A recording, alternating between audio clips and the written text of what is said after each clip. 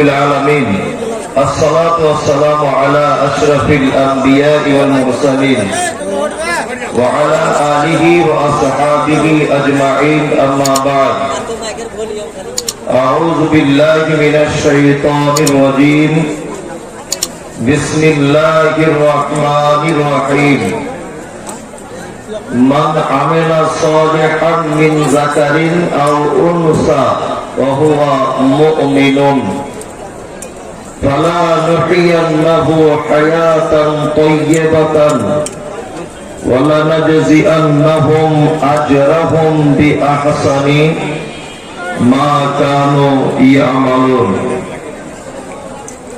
وقال النبي الأمين صلى الله عليه وسلم من كان يؤمن بالله واليوم الآخر فليكرم ضيفه ومن كان يؤمن بالله واليوم الآخر فليؤذي جاره ومن كان يؤمن بالله واليوم الآخر فليقل خيرا أو ليصمت. সমস্ত প্রশংসা আল্লাহর জন্য, যিনি অত্তর বিশাল আসমান এবং জমিনের মালিক, হায়াত এবং মওতের মালিক, হাসানো কাঁদানো, সুখ দুঃখ, স্বচ্ছলতা কষ্ট সমস্ত কিছুর যিনি মালিক, সেই মহান মুনিবের দরবারে ইলাহিতে লাখো কোটি প্রশংসা জ্ঞাপন করি আলহামদুলিল্লাহ। অতঃপর বিশ্ববরেণ্য নেতা সৈয়দুল মুরসালিন খাতামুন নবিয়্যিন আশরাফুল আম্বিয়া নবী মুহাম্মদুর রাসূলুল্লাহ সাল্লাল্লাহু আলাইহি ওয়াসাল্লামের উপর অজস্র দরুদ শান্তির ধারা বর্ষিত হোক। আল্লাহুম্মা আমিন, আল্লাহুম্মা সাল্লি আলাইহি। আলহামদুলিল্লাহ, এতক্ষণ পর্যন্ত আপনারা চূড়ান্ত পর্যায়ের আলোচনা শুনেছিলেন। ফজিলাতুল শাইখ জনাব আব্দুল কাদির ইসলামী নদিয়াবি সাহেব হাফেজাহুল্লাহ, ওনার পরে টাইমটা আমারই ছিল, কিন্তু আল্লাহ যেটা ভালো চেয়েছে এটা হয়েছে। অন্ততপক্ষে জলসার যে উদ্দেশ্য হয়তো রাত 12টা-1টা পর্যন্ত চলতো, সেটা না হলেও আমি যখন কলকাতা থেকে পাড়ি দিয়ে এখানে এসেছি অন্তত 20-30 মিনিটও কিছু বলি। তারপরে একজন আসাম থেকে এসেছে, ও 20-30 মিনিট 1 ঘন্টা কিছু বলুক, তাতে করে আপনাদেরও মনটা ভালো লাগবে, আমাদেরও ভালো লাগবে যে দূর থেকে এসে কিছু কথা আলোচনা হয়েছে। তা আমি কোন জলসার গতানুগতিক যেমন ভাবে বক্তব্য আমরা রাখি বক্তারা, আমি ঠিক তেমন ভাবে না রেখে আজকে একটা দাওয়াতি প্রোগ্রাম, তবলিগি জলসা এইরকম মনে করে আমি পবিত্র আল কোরআনের ছোট্ট একটি আয়াত আপনাদের সামনে পরিবেশন করেছি। আমরা জানি যে পৃথিবীতে অনেক রকমের শিক্ষার ব্যবস্থা থাকে, অনেক পদ্ধতিতে। পৃথিবীতে যত শিক্ষা ব্যবস্থার শিক্ষা অর্জন করার পদ্ধতি আছে, আমরা যেটা জানি তার নাম স্কুল, কলেজ, ইউনিভার্সিটি, মাদ্রাসা, মিশন, এই সমস্ত জায়গায় এদের একটি নির্দিষ্ট রুলস থাকে, নির্দিষ্ট একটি নিয়ম কানুনের মধ্যে শিক্ষাটা অর্জন করতে হয়। যেমন কোন 35 বছরের লোক যদি বলে যে আমি এখন ক্লাস 1-এ ভর্তি হব, এটা জীবনে সম্ভব নয়। এখন কোন লোক যদি বলে যে আমার বয়স এখন 30 বছর, আমি এখন মাধ্যমিক পরীক্ষা দেব, সম্ভব হলেও সামাজিকতার দিক দিয়ে ওর একটা বিশাল বড় বাধা। পরীক্ষার হলে অন্যান্য বন্ধুরা তাকে বলবে যে 35 বছর বয়সে তুমি মাধ্যমিক পরীক্ষা দিতে এসেছো, তুমি একজন বুড়ো মানুষ, এটা বলবে। কিন্তু পৃথিবীতে একটা শিক্ষা কেন্দ্র আছে যেখানে আসতে গেলে নির্দিষ্ট কোনো ইউনিফর্ম ব্যবহার করতে হয় না, কোনো বয়সের সীমা বাধা থাকে না। তার নাম আমি তো মনে করি এই সমস্ত ইসলামিক জলসাগুলি। দেখুন এখানে আছে কেউ দাঁত খচড়াচ্ছে, কেউ বসে বসে বাদাম খাচ্ছে, কেউ বসে বসে খৈন দিয়েছে, কেউ পাঞ্জাবি পরে এসেছে, কেউ আবার মাথায় টুপি দিয়ে কালো টুপি নেই, যে কেউ এসেছে একেবারে অশিক্ষিত মানুষ, কেউ এসেছে একটু শিক্ষিত মানুষ, কেউ এসেছে বাচ্চা ছেলে, কেউ বুড়ো, কেউ আধা বয়স, মানে টোটাল এখানে যত মানুষ আছে আমরা বিভিন্ন রকম নিজের মতো করে সেজে এখানে এসেছি। প্রতিপক্ষ নির্দিষ্ট কোন নিয়ম শৃঙ্খলা বলে এখানে নেই, যেটাকে বলা যেতে পারে উন্মুক্ত শিক্ষা কেন্দ্র। জলসা করা মাইকলা আপনি ঠিক করুন, আগে যেমন ছিল তেমন থাক, আর বেশি গোয়া কিছু করিয়ে না, একদম গোয়া করিয়ে না, আপনি কোথাও হাত দেবেন না, যেমন আছে তেমন থাক।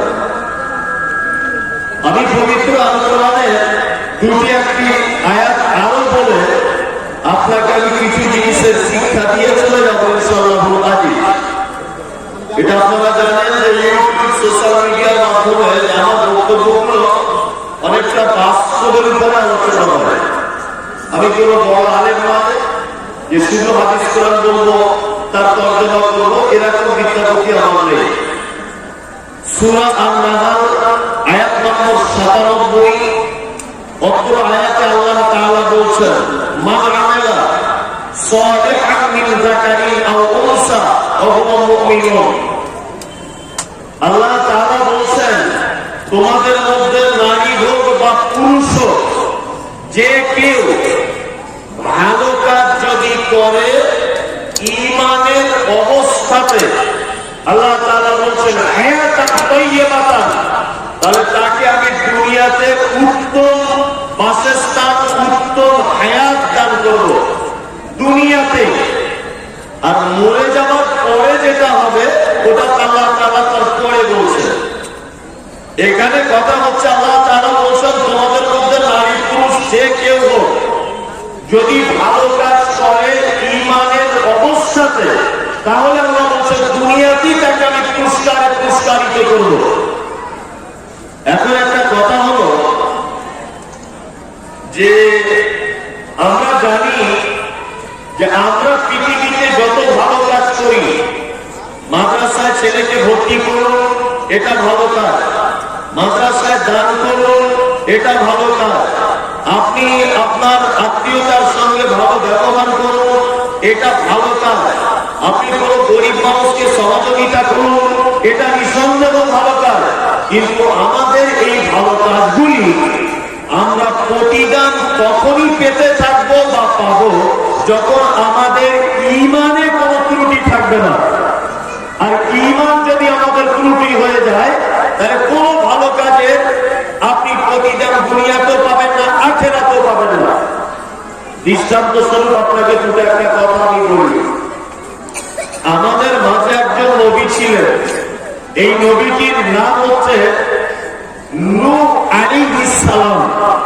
আপনারা জানেন হযরত নূহ আলাইহিস সালামের 4 বেটা, একটার নাম আম, একটার নাম শাম, একটার নাম ইয়াফাস, একটার নাম কেনান। একটা কথা আছে যে ঘর মে আগ লাগি হ্যায় ঘর হি কি চিরাগ সে। আপনার বাড়িতে যদি আগুন লেগে যায়, তাহলে এই আগুন পৃথিবীর অন্য কেউ লাগাতে আসবে না। নয় আপনার বেটা লাগাবে, নয় আপনার বেটি লাগাবে, নয় আপনার স্ত্রী লাগাবে, নয় আপনার অসভ্যতায় আগুনটা লেগে যাবে। আর বাংলাতে একটা কথা আছে যে ঘরের শত্রু বিভীষণ। একটা কথা আছে না আপনাদের দিকে বলে, ঘরের শত্রু বিভীষণ। নূহ আলাইহিস সালামের সবকটি বেটা ভালো, ছোট যে বেটা তার নাম হচ্ছে কেনান। খুব বদমাইশ। কেনান এত বদমাইশ যে তার নিজের বাপ একজন নবী, তাকে নবী বলে মানছে না। মুসা আলাইহিস সালাম কতদিন দিনের দাওয়াত দিয়েছিলেন? 950 বছর। লাইলা ওয়া নাহারা কোরআনে শব্দ এসেছে। আল্লাহ তাআলা বলছেন যে 950 বছর দিন এবং রাত অবিরত তিনি দিনের কাজ করেছিলেন। হযরত নূহ আলাইহিস সালাম মানুষ ঈমান এনেছিল কতটুকু না, মানুষ বেশি ঈমান আনেনি। কোন কোন তাফসীরের ভিতরে লেখা হয়েছে যে কেউ কেউ বলেছে 140 জন, কেউ বলেছে শুধু 40 জন, আবার কেউ কেউ বলেছে 60 জনের মতো মানুষ ঈমান নিয়ে এসেছে, ঈমান আনাতে পারেনি। নূহ আলাইহিস সালাম আল্লাহকে বলছেন, আল্লাহ এই তাওহীদি মিশনটা আমার দায়িত্ব থেকে আমাকে অব্যাহতি দেওয়া হোক, কারণ আমার 950 বছর বয়স, আমার জবানে লোকনাথ পয়দা হচ্ছে, আমার শিরা উপশিরা গুলো নিস্তেজ হয়ে যাচ্ছে, আমি মানুষকে আর ভালো করে বোঝাতে পারছি না। আল্লাহ যদি দয়া করে এই তাওহীদি মিশনটা আমার উপর থেকে দায়িত্বটা নিয়ে অন্য কারোর উপরে যদি অর্পণ করা হয়, আমার মনে হয় এটাই চূড়ান্ত ফয়সালা হবে। আল্লাহ তাআলা নবী নূহকে ডেকে বলছেন, নূহ এক কাজ করো, তাহলে তোমার উম্মতদেরকে একবার ডেকে বলে দাও যে আমার আযাব আসছে, আমার আযাব আসছে। আল্লাহ তাআলাকে আবার বলা হচ্ছে যে আল্লাহ আযাব আসবে, তার নমুনা কেমন? বলছে নমুনা হচ্ছে যে মহিলারা যে চুলাতে রান্না করে, ওই চুলার ভিতর থেকে এমনিতে আগুন বার হবে, পানি বার হবে, এটা আমার আযাব। নূহ আলাইহিস সালাম সমস্ত মানুষদেরকে ডাকলেন, ডাকার পরে বলছেন, শোনো আল্লাহর আযাব আসবে। আল্লাহ তাআলাকে বলছেন একটা কিস্তি তৈরি করো, কিস্তি তৈরি করা হলো, বিস্তারিত ঘটনা। আল্লাহ উপর থেকে বলছেন প্রত্যেক জোড়ায় জোড়ায় একটা করে তুলে না নৌকাতে, কিন্তু যারা ঈমান এনেছে তাদেরকে তুলবে, যারা বেঈমান তাদেরকে তুলতে পারবে না। নূহ আলাইহিস সালাম মানুষদেরকে ডেকে বলছেন, দেখো আল্লাহর আযাব আসবে। মানুষগুলি তখন বলছে, তোমার আল্লাহর এত বড় আল্লাহ আর এত বড় পাওয়ারফুল তোমার আল্লাহ, আমার চুলের ভিতর থেকে পানি দিয়ে মারবে, এটা তোমার কেমন আল্লাহ? নূহ আলাইহিস সালাম বাড়িতে আছেন, মানুষ দলে দলে করে আসছে, এসে বলছে, নবী নূহ, ও নবী, তোমার আল্লাহর আযাব বলছিলে, আল্লাহর আযাব শুরু হয়েছে, চুলার ভিতর থেকে আচানক পানি বার হচ্ছে, মানুষ দলে দলে আসছে। লোকের বেটা কিনে এসে বলছে, এখনো তোমাকে নবী বলে মানি না, তোমার আল্লাহকে আল্লাহ বলে 10 পয়সা দাম দিই না। তোমার আল্লাহ যদি এত পাওয়ার হয় পানি দিয়ে মারা, আমি যদি পাহাড়ের উপরে চলে যাব, তোমার আল্লাহকে বলো তো যদি পাহাড়ের উপরে পানিটা ঠেকিয়ে দিতে, তোমার আল্লাহর ক্ষমতা আছে? পানি বাড়তে লাগলো, আস্তে আস্তে করে পানি বাড়ছে, এক হাঁটু হলো, এক কোমর হলো, এক গলা হলো, আস্তে আস্তে করে যখন যদি পাহাড়ের উপরে চলে গেল, না হলো তার কেনা, যদি পাহাড় পানি ওভারটেক করে দিল, কেনান যখন নৌকাতে উঠতে পারলো না, চারিদিকে পানিতে হাবুডুবু খাচ্ছে, আর যেন বলছে নিজেকে যে যদি আমার আব্বার উপরে ঈমান আনতাম তাহলে হয়তো বেঁচে যেতাম। আর নবী নূহ বেটার চারিদিকে নৌকাটা নিয়ে ঘুরছে, আর বলছে, ইন্নাহু লিআহলিহি, আল্লাহ গো, পৃথিবীর কেউ নয়, এটা হলো আমার বেটা, আমার বেটা আমার চোখের সামনে মারা যাবে, এটা মেনে নেওয়া যায় না। রব্বুল আলামিন একবার যদি আমার বেটাটাকে নৌকাতে তুলে নি, তাহলে কি ভুল হবে? আল্লাহ বলছেন, শুনে নাও, পৃথিবীর অন্যান্য মানুষ যেন তোমার নৌকাতে উঠতে পারে না, তোমার বেটা ঈমান আনেনি, এই কারণে তোমার বেটাও নৌকায় উঠতে পারে না। তার মানে বোঝা গেল, ঈমান যদি না থাকে, নবীর বেটা হয়েও পৃথিবীতে কোনো কাজ হবে না, কোনো কাজ হবে না।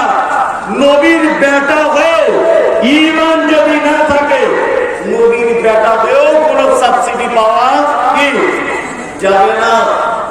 আমাদের মাঝে একজন লোক ছিলেন, তার নাম মুহাম্মদ সাল্লাল্লাহু আলাইহি ওয়াসাল্লাম, নাম শুনেছেন? মারাত্মক লোক মুহাম্মদ সাল্লাল্লাহু আলাইহি ওয়াসাল্লাম, যার বিকল্প কোনো লোক নেই। যে লোকটি দীর্ঘ 63 বছর বয়সে একটা মিথ্যা কথা বলেনি, যে লোকটি দীর্ঘ 63 বছর বয়সে কোনদিন আমানতের খিয়ানত করেনি।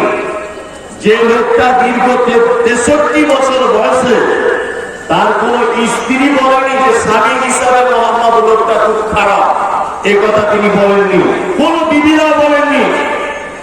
আমাদের নবী মুহাম্মদ সাল্লাল্লাহু আলাইহি ওয়াসাল্লাম ইতিহাস পড়ে দেখেছি যে উনি যখন মায়ের পেটে ছিলেন ওনার আব্বা মারা গেছিল, তাই তো?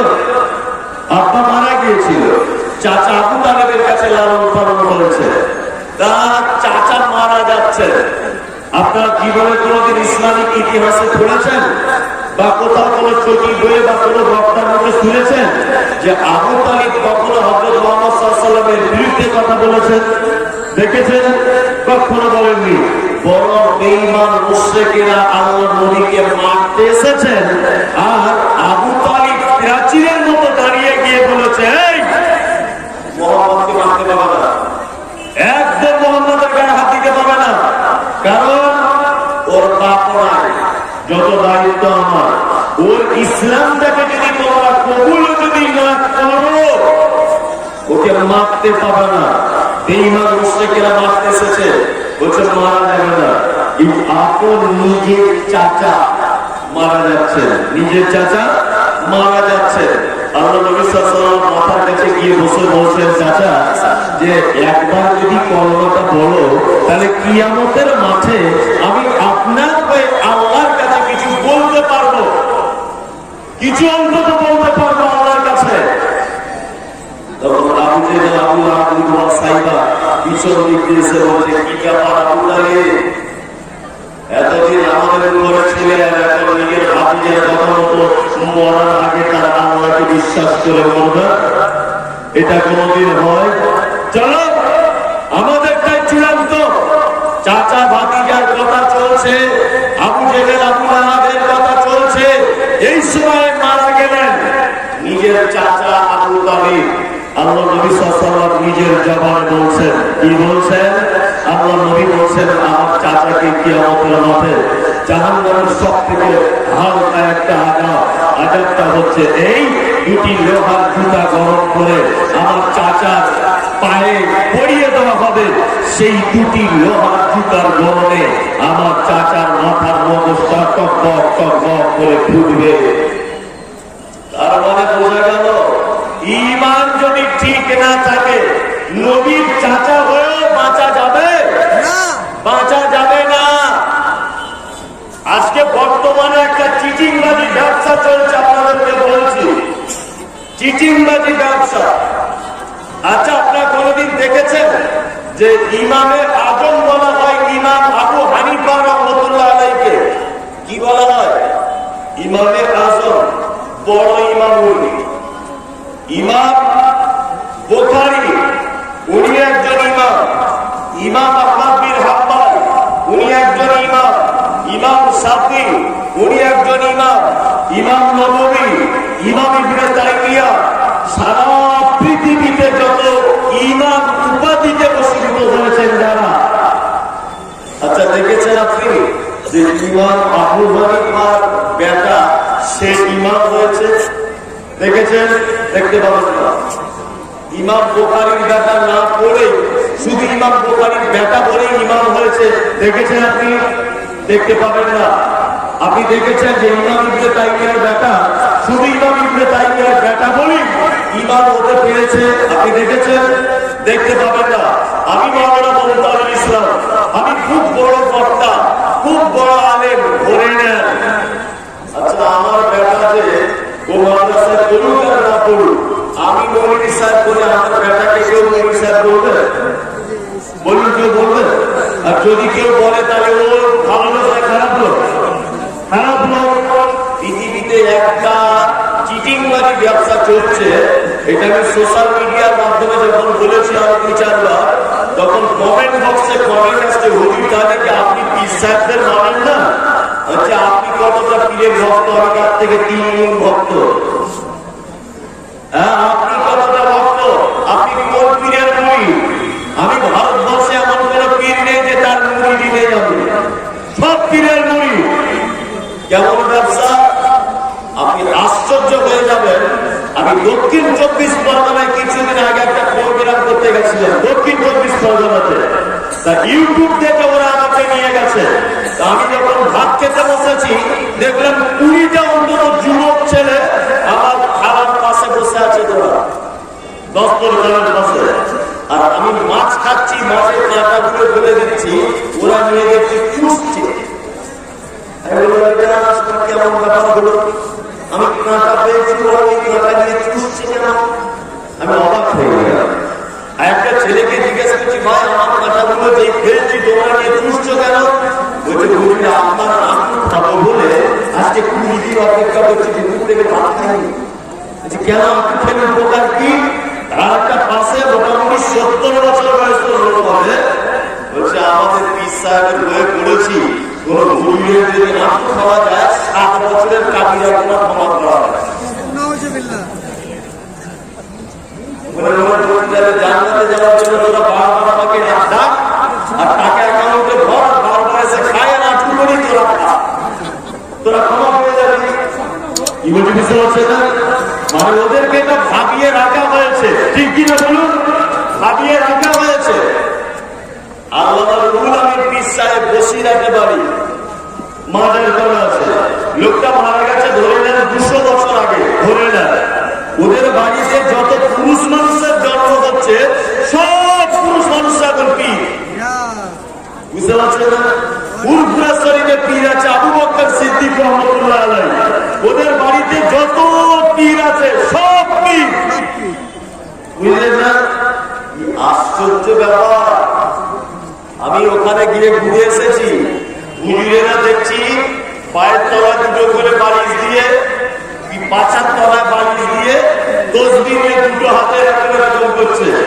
কোন লোক দিয়েছে, নতুন গাড়ি কিনেছে, হুজুরের কাছে তাবিজ নিবে, জিজ্ঞাসা করছে যে 1000-এর তাবিজ দিব না 2000-এর তাবিজ দিব? আমি বলেছি যে ওরা বলছে যে 1000-এর তাবিজ দিব না 2000-এর তাবিজ দিব। মানে ওদের দুয়ারও ক্যাপাসিটি আছে, 1000-এর দুয়া আলাদা, 2000-এর দুয়া আলাদা। কি বলছি বুঝতে পারছেন না? এই যে একটা ব্যবসা, ওরা বলতে চাইছে এটাই যে আমাদের ঘরে যারা জন্মগ্রহণ করবে তারাই পীর, তারাই জান্নাতি লোক, আমাদের বংশের সবাই।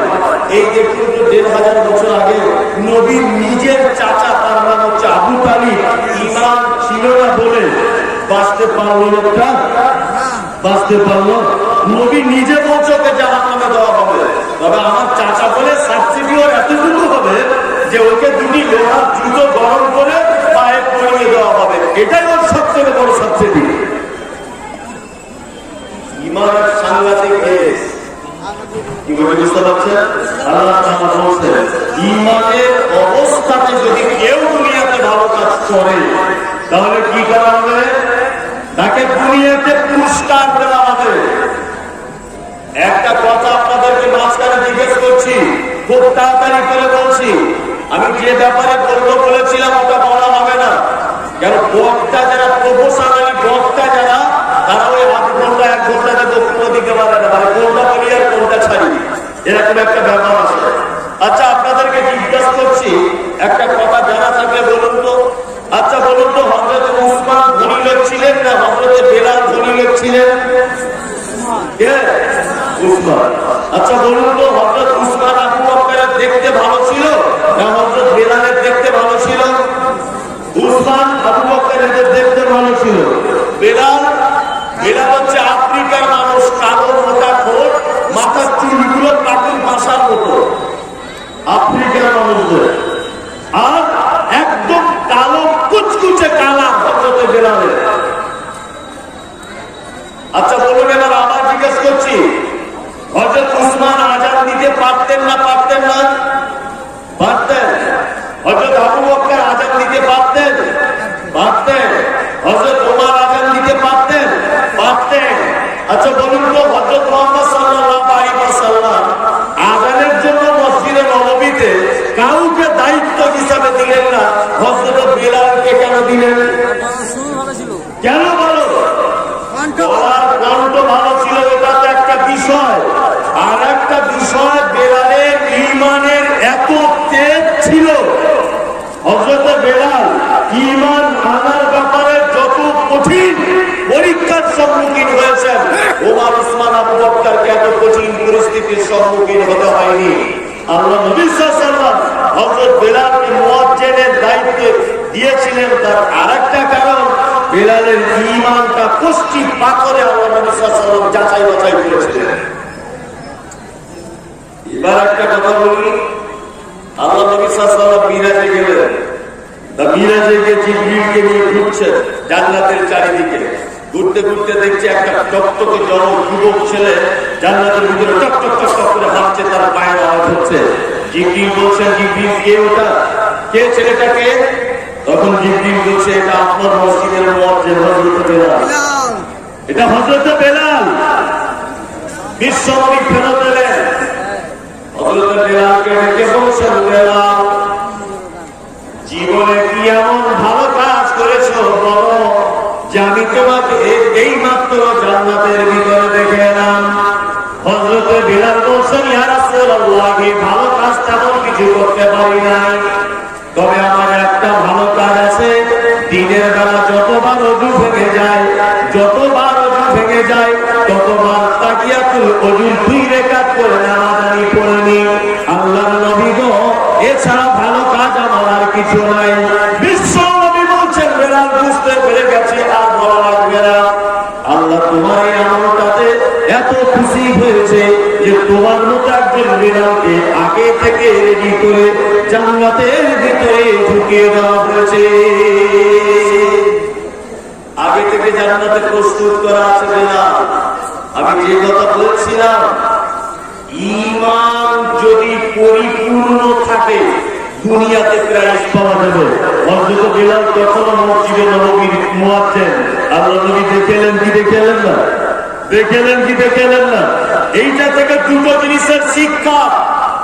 এক, আমরা বর্তমানে মাদ্রাসা মসজিদের দায়িত্ব দিচ্ছি কাদের?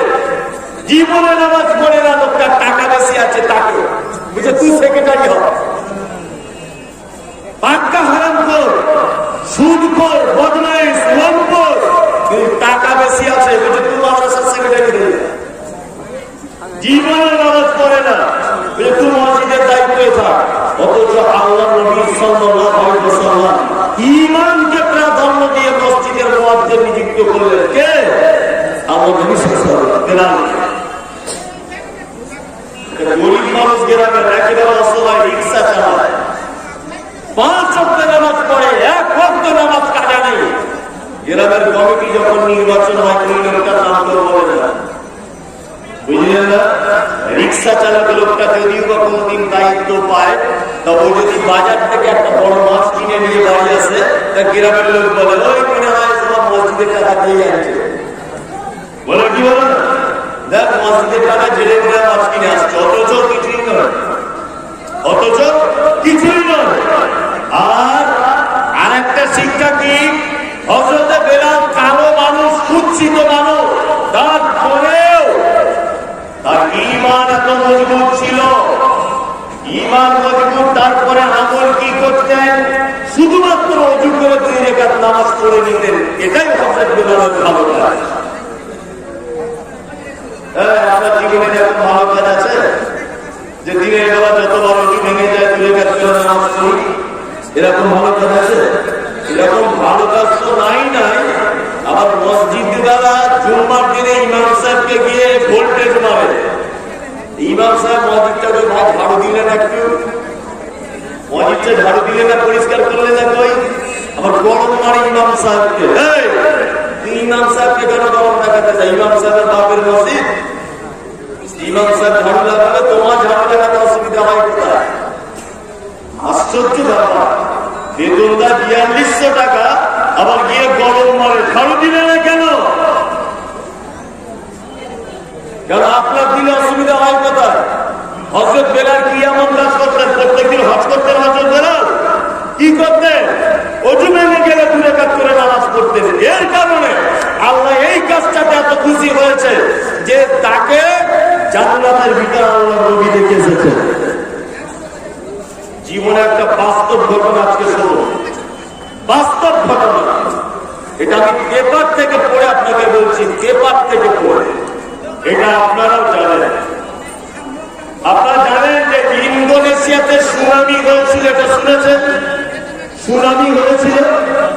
এবার একটা আশ্চর্য ঘটনা দিয়েছিল, ওটা আপনারা ভুলে গেছেন, আমি ভুলিনি। আমি জানি এটা অনেক জায়গায় বলতে হবে, ওই জন্য আমি ভুলিনি। আপনি বলেন না বলে ভুলে গেছেন।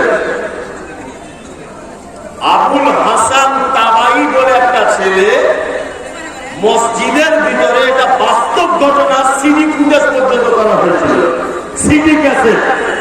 আবুল হোসেন বলে একজন ছেলে মসজিদের ভিতরে ফজরের নামাজ পড়ে কোরআন তেলাওয়াত করছিলেন।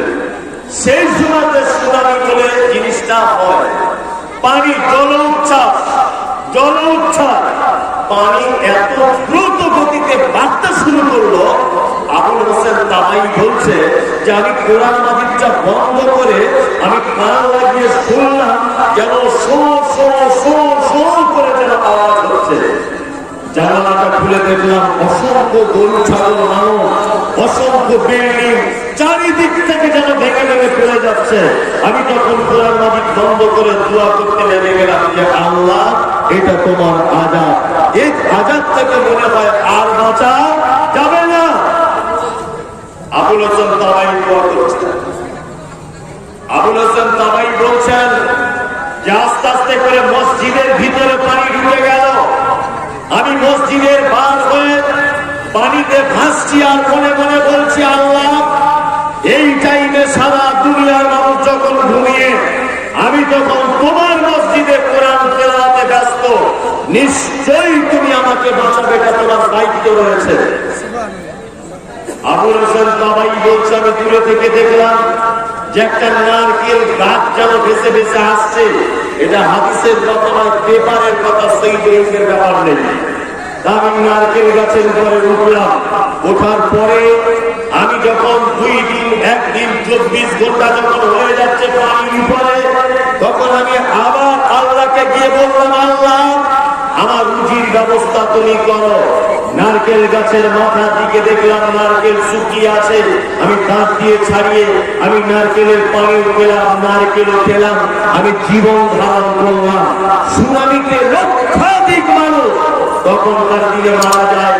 আবুল হোসেন তাবাই সাক্ষাৎকারে বলেছিল আমি মসজিদ ঝাড়ু লাগাই প্রত্যেক দিন ফজরের নামাজের পরে আমি কোরআন তেলাওয়াত করি মসজিদে। এই কারণে আমি বেঁচে আছি, আর সুনামিতে দ্বিতীয় কেউ বেঁচে আছে বলে এটা আমার ধারণার মধ্যে আসে না। বন্ধু, এটা ঘটনাটা বলে আমি আপনাকে এটা বোঝাতে চাইছি, আজও পর্যন্ত যদি আপনি মসজিদের খাদেম হিসাবে নিজেকে যদি নিযুক্ত করে দিতে পারেন, আল্লাহর বিপদ যদি কোনোদিন আপনাদের সমাজের উপরে আসে, আপনি বেঁচে যাবেন, এটাই চূড়ান্ত। আজকে থেকে অন্তত পক্ষে নিয়তটা করুন তো, আজকে থেকে অন্তত পক্ষে নিয়তটা করুন তো যে মৌলভী সাহেব আমি মসজিদের একজন খাদেম হিসাবে নিযুক্ত হব। এটা আপনার পক্ষে সম্ভব নয়। আল্লাহ তাআলা বলছেন যারা ভালো কাজ করবে দুনিয়াতে তাদেরকে আমি প্রাইজ দিব। এইবার আপনাদেরকে বলি, ভালো কাজের আবার কিছু ব্যাপার আছে। সব কাজ ভালো নয়, সব কাজ ভালো নয়। গণমাধ্যমে একটা হুজুর বক্তব্য রাখতে রাখতে বলছে যে আল্লাহ নবী বলেছে তোমরা বেশি করে কাঁচা বেগুন খাও, কাঁচা বেগুন খেলে 100টা রোগ ছেড়ে যায়। হুজুর বক্তব্য রাখছে, আমি ওখানে ছিলাম আজ থেকে 3 বছর আগে। তা মনে মনে ভাবছি হযরত মুহাম্মদ এত বোকা লোক ছিলেন, কাঁচা বেগুন খেতে চলে গিয়েছে। কেউ যদি পরপর 10-12 দিন কাঁচা বেগুন খেয়ে তো বাছা চুলকে মরে যাবে, চুলকাবে কি চুলকাবে। এই কথা হযরত মুহাম্মদ সাল্লাল্লাহু আলাইহি ওয়াসাল্লাম বলতে পারে? আশ্চর্য ব্যাপার। যদি বলতেন মধু খেতে বলেছেন তাহলে মারা যেত, কাঁটা বেগুনেরটা মারা যায়? আশ্চর্য ব্যাপার। হুজুরের কথা শুনে অনেক মানুষ হয়তো এই আমল করবে, তাই না? আমল করার আগে অবশ্যই কোন লোকটা আমল করতে বলছে এটা জানা লাগবে, আর কি আমল করতে বলছে এটা জানা লাগবে। কারণ আল্লাহ তাআলা কোরআনের মধ্যে বলেছেন ওয়ামিলাতুন নাসিবা কাসলা নারা হামিয়া। এক শ্রেণীর মানুষ তারা আমল করবে, আমল করতে করতে তারা ক্লান্ত হয়ে যাবে, তারপরেও তাদেরকে ধরে জাহান্নামের ভিতরে দেওয়া হবে। যে আপনি তো সব কাজটাই ভালো কাজ বলে মনে করেন, আমি আপনি সবাই আজকে সৌদি আরব তবলিগ জামাতকে নিষিদ্ধ ঘোষণা করেছে, এটা জানেন তো? সোশ্যাল মিডিয়াতে কেমন চলছে।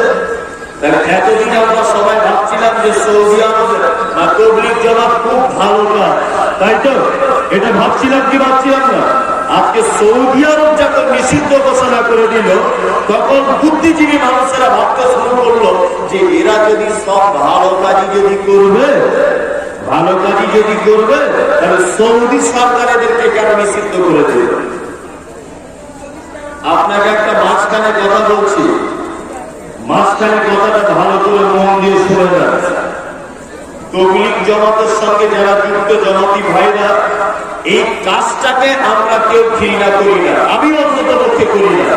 এটা নিঃসন্দেহ একটা ভালো কাজ, এটা আমি মনে করি। কারণ ওরা যে পদ্ধতিতে কাজটা করে, পদ্ধতিটাই ভুল থাকতে পারে। ওরা যে আমলটা করছে বা কিছু জয়ীফ হাদিস নিয়ে তার উপর যে আকীদা পোষণ করে জনগণকে দাওয়াত দিচ্ছে, এটা ভুল হতে পারে, কিন্তু ওদের উদ্দেশ্যটা কিন্তু ভালো, যে আমরা মানুষকে আল্লাহর পথে ডাকবো। পদ্ধতি ভুল। ওরা যে হাদিস কোরআন শুধুমাত্র বাজাইল আমল নিয়ে মারামারি করছে, এটাও ভুল, ধরে না। কিন্তু জি সবই ভুল, কিন্তু ওদের উদ্দেশ্যটা ভালো। আজকে আমরা শুধুমাত্র ফতোয়া নিয়ে মারামারি, নিজেকে যারা আহলে হাদিস বলে দাবি করছি, আমরা শুধু ফতোয়া দিকে মারামারি। একটা লোক নতুন নতুন নামাজ পড়া করেছে, তো আর একটা লোককে ইমাম সাহেবকে গিয়ে বলছে, মুনি সাহেব আপনাকে একটা কথা বলবো। বলছে কি বলো? বলছে বেনামাজি গুলো যাতে জাহান্নামে চলে যায়, এই জুম্মাতে এই খুতবাটা দেবেন তো। মানে ও নামাজ পড়া ধরেছে নতুন নতুন, ওর বয়স কত না 40 বছর। 40 বছর বয়সে যে লোকটা নামাজ পড়া ধরেছে, ওই লোকটা ইমাম সাহেবকে গিয়ে বলছে যে আপনি কি বেনামাজিদের কাছে চিরাই কল করে দেবেন। ও গিয়ে বলছে, কেন এটা বলবে? ওর এটা বলা উচিত ছিল। কি উচিত ছিল? যে মৌলভী সাহেব, আমি 40 বছর বয়সে নামাজ পড়া ধরেছি, এখনো ভালো করে জাকাত দিতে পারি না, আপনি দয়া করে একটু জাকাতের ব্যাপারটা বলুন, যাতে আগামী বছর রমজান থেকে জাকাতটা দিতে পারে। এটা বলা উচিত ছিল কি ছিল না? এটা বলা উচিত ছিল। অবশ্যই আপনি ভালো কাজ করুন, ভালো আমল করুন, যাচাই বাছাই করে করুন। ভালো কাজ দুনিয়াতে অনেক আছে, আমি তার মধ্যে 2-3টে ভালো কাজ আপনাকে বলে দিয়ে তারপরে আরেকটু আগিয়ে যাব। আল্লাহ নবী সাল্লাল্লাহু আলাইহি ওয়াসাল্লাম বলেন, মান কানা ইউমিনু বিল্লাহি ওয়াল ইয়াউমিল আখির ফালিয়ুকরিম যায়ফাহু। ওই লোক কিয়ামতকে বিশ্বাস করে না, ওই লোক আল্লাহকেও বিশ্বাস করে না। কে সে? বলছে যে লোক তার নেগেমানের সঙ্গে অসৎ ব্যবহার করে। কি বলতে বুঝতে পারছেন? মসজিদে একটা লোক এসেছে, সেই লোকটা মসজিদে ওযু করতে করতে মসজিদের পানির কলটা খুলে দিয়ে মসজিদের ভিতরে ঢুকে গেছে। আপনি তাকে এত কঠোর কথা বলছেন, এই তোমার বাড়ি কোথায়? বাড়ি কোথায় তোমার? বলো না, আমার বাড়ি হলো 36 টাকা। কলটা খোলা আছে, তুমি কি চোখে দেখতে পাও না? এত শব্দ করে যেটা বলতে হয়, নরম করে একটু বলা যায় না? ভাই কোথায় বাড়ি? কলটা খোলা আছে, আপনি খুলে দিয়ে ভিতরে ঢুকে গেলেন, এটা কেমন কেমন লাগছে? আপনি যদি একটু কলটা খুলে দিতেন। দেখে মানুষের সঙ্গে অসৎ ব্যবহার করা কে যাবে না। আমরা মেঘে মানুষের সঙ্গে সৎ ব্যবহার করি, কিন্তু বৈষম্য রেখে করি। যেমন আপনাকে দুটো একটা কথা বলি, বাস্তব চিত্রে বা তুলে ধরছি। অনেক বুড়ো মানুষেরা আছে, তারা দেখবেন মৌলভী সাহেবদের কাছে ফতোয়া জিজ্ঞেস করতে আসে।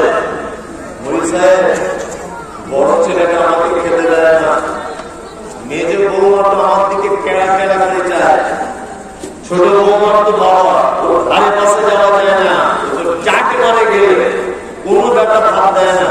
আপনি একটু দয়া করে শ্বশুরের খিদমত আর শাশুড়িদের খিদমত এই নিয়ে একটু জুম্মাতে বক্তব্যটা দেন।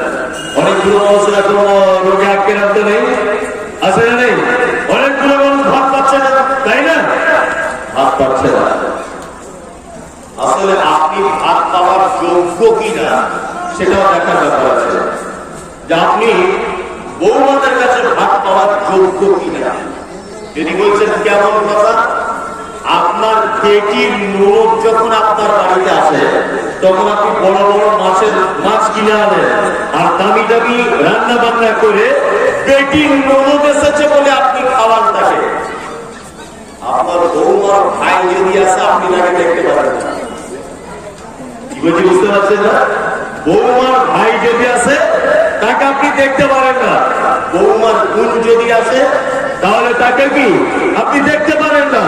আপনি একজন নামাজি মুসল্লি মানুষ, আপনি মেহমানের ব্যাপারে ডিভাইডেড করছেন, তাদের সম্মানে আপ্যায়নের ব্যাপারে বেশি কম করে দিচ্ছেন।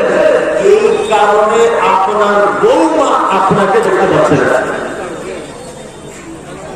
প্রত্যেক মেহমান আপনার জন্য সমান।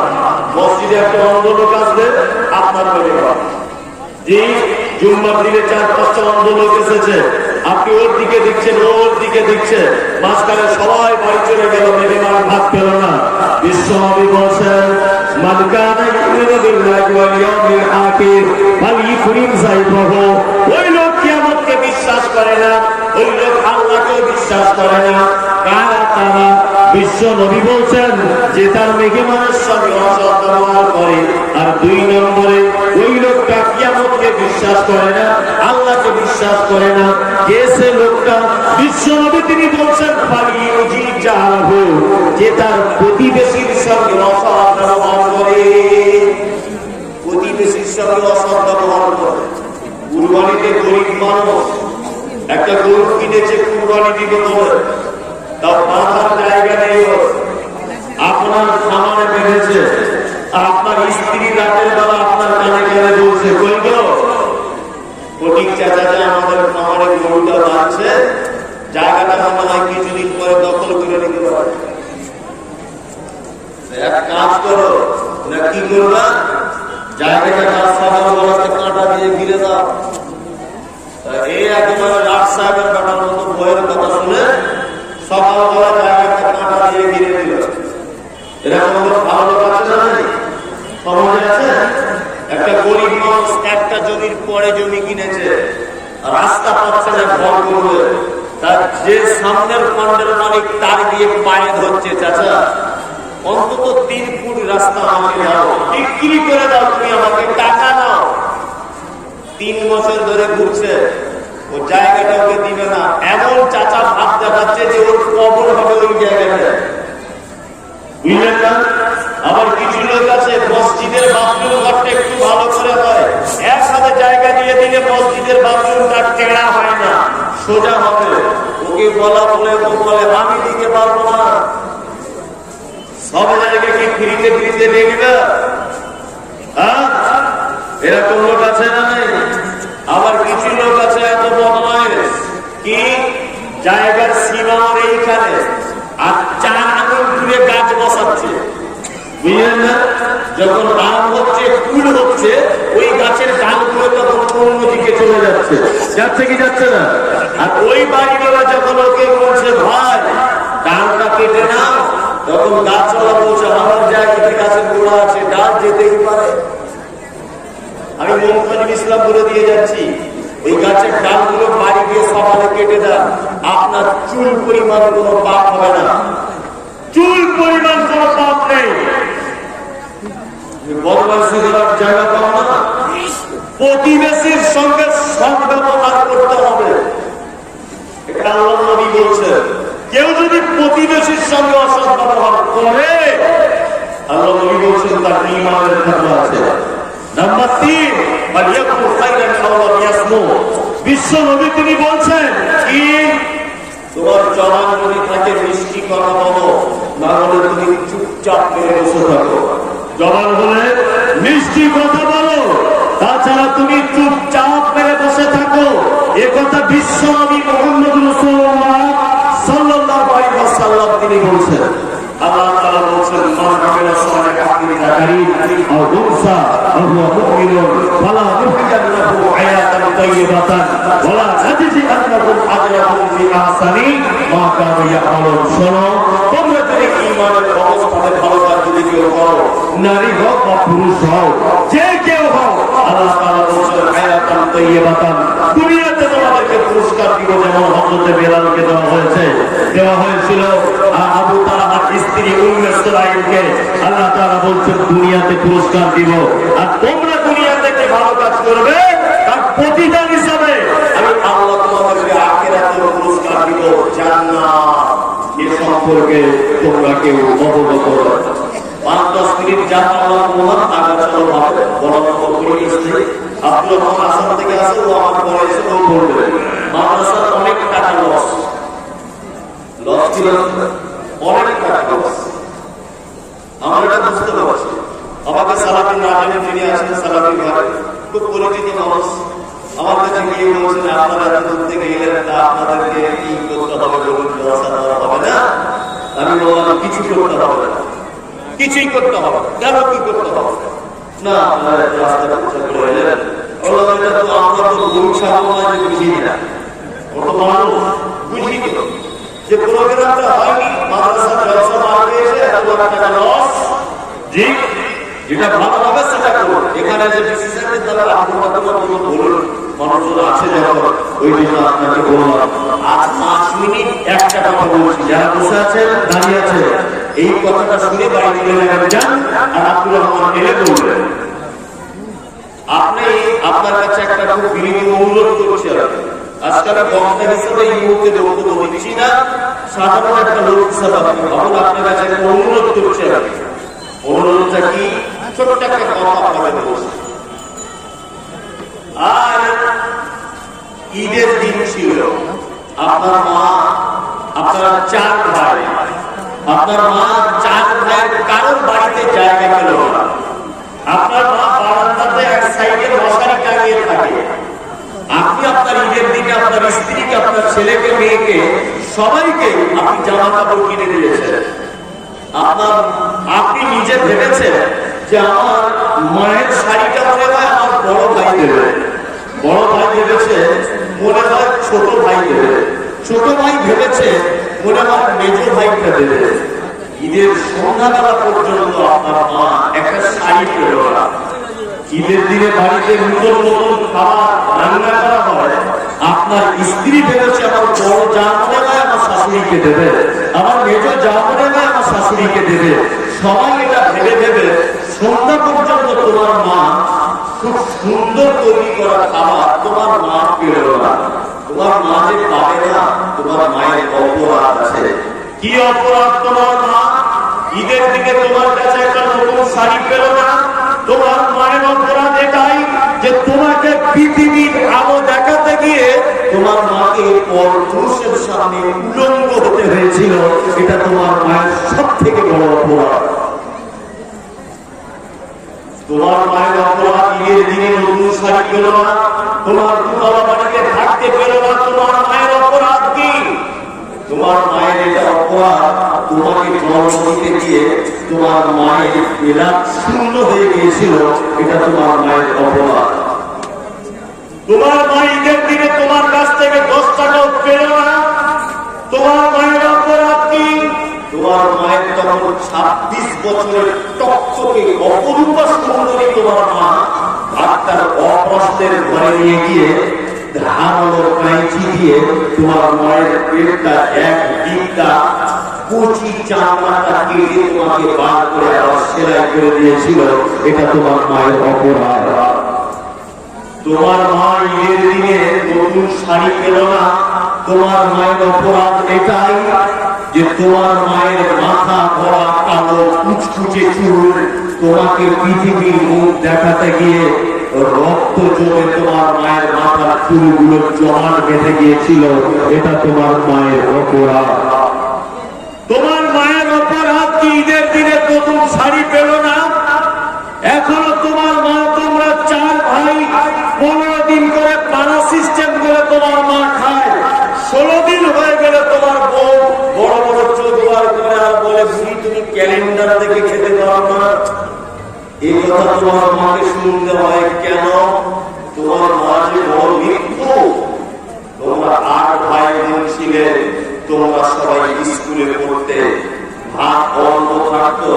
তোমার মা দেখতো এখনো বড় ছেলেরা স্কুল থেকে ফেরেনি।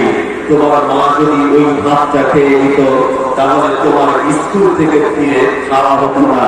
ওই জন্য মা প্রত্যেকদিন তোমাকে মিথ্যা কথা বলতো, আব্দুল্লাহ আমার খাওয়া হয়ে গেছে তুমি খেয়ে নাও, এটা তোমার মায়ের অপরাধ।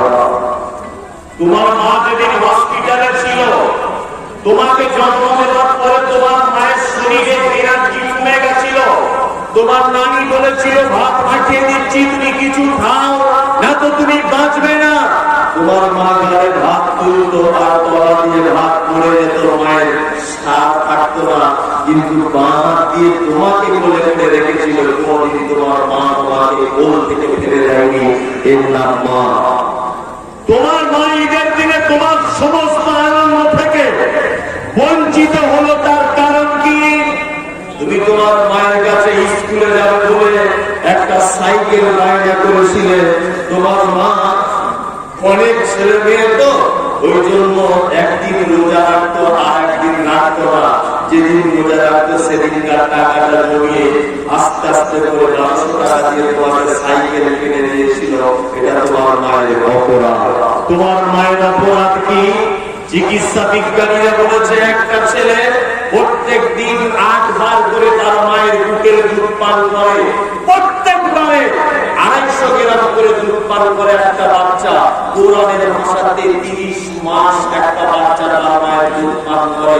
30 মাস তুমি হিসাব করে দেখলে 750 মণ দুধ তোমাকে পান করিয়েছে। 750 মণ। তোমার আব্বা মানে পৌষ মাসের হাড় কাঁপানো শীতে তুমি ভালো স্কুলে পড়বে বলে তোমার প্রাইভেটের মাইনে দিবে বলে পৌষ মাসের হাড় কাঁপানো শীতে আরামের কম্বল কেটে ফেলে দিয়ে তোমার আব্বা মাছের ব্যবসা করতো, তোমার আব্বা টোটো চালাতো। সব লোক যখন হাড় কাঁপানো শীতে বাড়িতে যখন কম্বলের ভিতরে আরাম করে, তোমার আব্বা ভোর 3টার সময় এখান থেকে শান্তি চলে যায়, এখান থেকে টোটো চালিয়ে হরিশ্চন্দ্রপুরে যায়, এখান থেকে মাগুরায় যায়, এখান থেকে আপনার মধুবাড়ি করে যায়। মাছের ভাড়া নিয়ে, সবজির ভাড়া নিয়ে পুরো মানুষ ঠক ঠক করে কাঁপে। তোমার ভালো জায়গায় অ্যাডমিশন হওয়ার জন্য তোমার আব্বা এটা করেছিল। তুমি এত অবিবেকবান, তুমি এত নিষ্ঠুর যে আজকে তোমার আব্বা মারা গেল, কুইন্টাল কুইন্টাল মাটি তোমার আব্বার মায়ের বুকের উপরে চাপিয়ে তুমি নিষ্ঠুরের মতো বাড়ি চলে এসে 2 দিন 1 দিন কেঁদেছ, তারপরে তুমি ভুলে গেছো, আর কোনদিন তোমার মনে পড়ে না। মনে পড়ে? কেউ মনে রাখে? কেউ রাখে না। 2 টাকা 20 টাকা কেজি যদি দুধ হয়, 750 মণ দুধের দাম কত হিসাব করেছে? এখন গরুর দুধের দাম 40 টাকা 50 টাকা লিটার। 750 মণের মতো দুধ পান করেছে আপনার। আশ্চর্য ব্যাপার। আপনারা ভাঙা জায়গাতে এটা আমার দায়িত্ব কর্তব্যের মধ্যে অন্তত 10টার বলুন যে আমি আমার আব্বা আর আমার মায়ের জন্য আমি 2000 টাকা আমার কাছে দিলাম। হাত তুলে রাখলেন। একজন আল্লাহ দেখছে যে এই পরিস্থিতি কেউ ও বসে এখানে 2-1 হাদিসের কথা শুনে মাদ্রাসায় দিয়েছে। বলুন একজন মাশাআল্লাহ, আর 500 টাকা দিবেন আপনার জন্য। আপনি 1000 টাকা বলুন যে বলুন স্যার জলসা তো হচ্ছেই না, 1000 টাকা আমি মাদ্রাসায় ভিজে ভিজে দিয়ে গেলাম আমার আব্বা মায়ের জন্য। বলুন এই একটা লোক বলুন, বলুন কত? 300 টাকা দেন। 300 টাকা দেন। 1000 টাকা নেই, পরে দিয়ে দেবেন। ওটা লেখা তো আমরা নিয়োগ করে না, পরে দিয়ে দেবো। এই 1000 টাকা বলছি, যার মাদ্রাসা দেন। মানুষ একটা সুযোগ পেয়ে গেছে,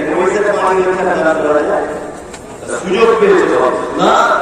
এটা আপনার হবে পরীক্ষা চলছে, যে পরীক্ষাটা আপনি পাস করতে পারেন কিনা এরকম ব্যাপার হতে পারে। আসলে মতো 1000 টাকা দেন আপনি, এটা আমার কোনো জোর জবরদস্তি নেই, যা হয় সেটাই। 500 টাকা দেন আপনি, আপনার লক্ষ্মী মাস্টার 500 টাকা এই দেন, আপনি দিবেন দেন। মাশাআল্লাহ, দেন। এটা মাদ্রাসা বলছি দেন, সবাই দেন। টাকাগুলো দিতে যাবে, তুলে নেন স্যার। এই তারা কেউ দিবেন না, কেউ দিবেন যে